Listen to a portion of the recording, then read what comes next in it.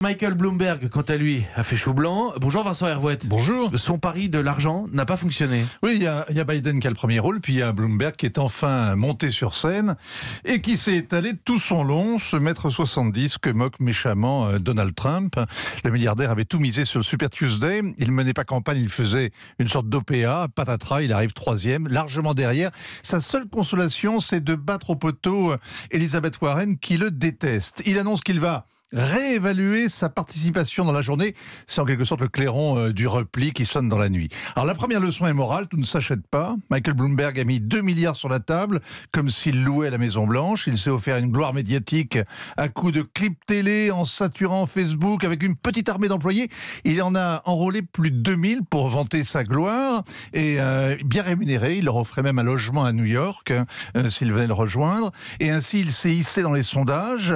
Mais évidemment, les histoires sur Bloomberg sont d'ailleurs dans le top 5 sur les réseaux sociaux, ça marche donc, et les sondages ont suivi, et puis ce matin, le carrosse redevient une citrouille, et il ne suffit pas qu'on parle de vous pour qu'on vote pour vous. Le pari de l'oligarque est raté, les 2 débats auxquels il a participé l'ont en quelque sorte plombé, et 563 millions de dollars sont partis en fumée. Donald Trump dit 700 millions, la campagne la plus chère de l'histoire américaine a raté. Il a promis quand même de mettre sa fortune à disposition du candidat démocrate qui sera finalement désigné. Oui, alors c'est toute une infrastructure, une sorte de parti parallèle qu'il a construit en dépensant 10 fois plus que Biden, qui peinait la semaine dernière encore à trouver des financements.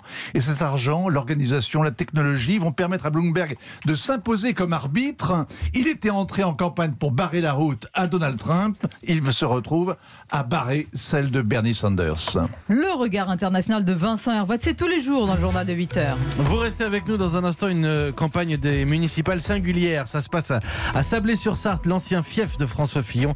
Une campagne rythmée par le procès en cours.